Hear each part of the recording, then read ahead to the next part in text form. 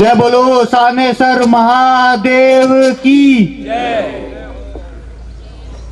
क्षत्रिय मिलन समारोह में पधारे हुए सभी मेरे बुजुर्गगण, युवा साथियों, लाल सिंह जी ने एक अच्छा बीड़ा उठाया है कि राजपूतों को किस तरह सबको एक करके राजनीतिक रूप से चेतित जागृत किया जाए। क्योंकि अगर पुराना इतिहास से अब मैं शुरू करूं तो अपने बाप दादा ने खूब अपने लिए बोके गए। जो आज मान सम्मान अपने को 3500 कौम देती है, उसके पीछे अपने बाप परदादा उनका बलिदान था कि आज भी अपने को लोग 3600 कौम अपने पे विश्वास करती है।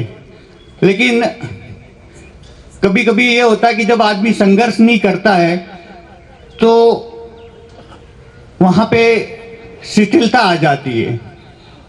वो स्थिति राजनीति में राजपूतों के साथ हो गई है।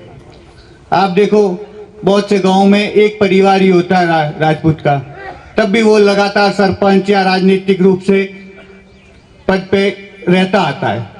क्यों?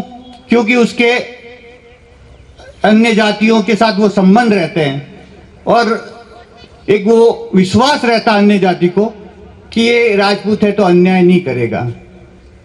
तो ये बड़ा प्लस पॉइंट है अपनी समाज के लिए। और अब वो जैसे पूर्व में भी फरमाया है कि अब अपने को सबको एक होके राजनीतिक रूप से वापस एक होके राजपूतों को किस तरह राजनीति में मजबूत किया जाए, ये एक विषय बहुत गंभीर है। अपन सब भी आते हैं, भाषण देते हैं और फिर वो बात वहीं चर्चा खत्म करके चले जाते हैं। अगर आत्मचिंतन करना है इसको, और इसको अपने आने वाले पीढ़ी को अपन क्या देके जाएंगे राजनीतिक रूप से, ये सोचना है। क्योंकि पहले जब राजतंत्र था, आज क्या विधायक या एमपी वही राजा ही है 5 साल के लिए सही। तो और वो अपने समाज में होने के बाद समाज को क्या देके जाता है, वो भी एक गहन चिंतन करने की जरूरत है।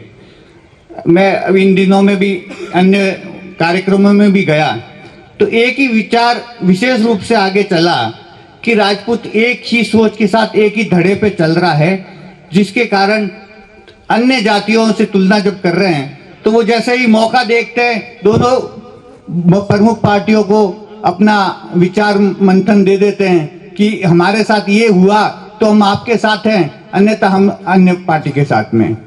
तो अपना राजपूतों में ये मंथन नहीं हो रहा है। किसी भी पार्टी के साथ में रहो, राजपूत अधिकारी है तो उसका सहयोग करो। वो भी अगर राजपूत कर कहीं जरूरत है, आम गरीब परिवार को जरूरत है, उसके लिए अपने को खड़ा रहना पड़ेगा। ये सिर्फ बोलने के लिए नहीं, अपने को करने के लिए बहुत जरूरी है। इसको क्रियान्वयन कैसे किया जाए, ये मुख्य रूप से एक विषय है। तो मैं तो इस मंच से लाल सिंह जी को बहुत बहुत धन्यवाद देता हूं कि उन्होंने ये बीड़ा तो कम से कम उठाया, एक शुरुआत करी है। क्योंकि ये पहल करनी बहुत मुश्किल काम होता है और राजपूतों को जागृत करना थोड़ा और मुश्किल काम हो गया है। क्योंकि सबको जो जीवन का एक नियम है कि जो सबसे ऊपर होगा वो चक्र में एक बार वापस नीचे आएगा, फिर संघर्ष करके वो वापस ऊपर जाएगा। तो अपना भी ये एक तरह से मंथन है राजपूतों के लिए कि अपने को आने वाली पीढ़ी के लिए अपन क्या करके जाएं। अपना समय तो निकल जाता है, लेकिन आने वाली पीढ़ी में अपन क्या देके जाएंगे, वो एक मुख्य रूप से अपने लिए विचार वाली बात होगी। तो जब तक राजपूत राजनीति में सक्रिय नहीं होंगे तो आने वाले समय में और अपने जो मान सम्मान गरिमा है वो और खोता जाएगा।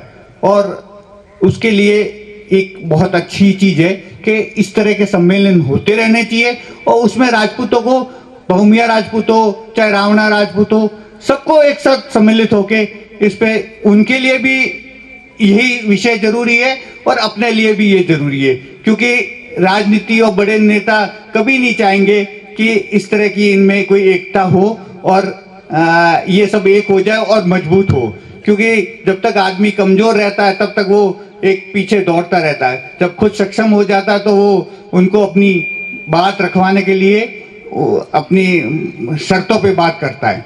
तो मैं तो यही कहूँगा कि ये जो सम्मेलन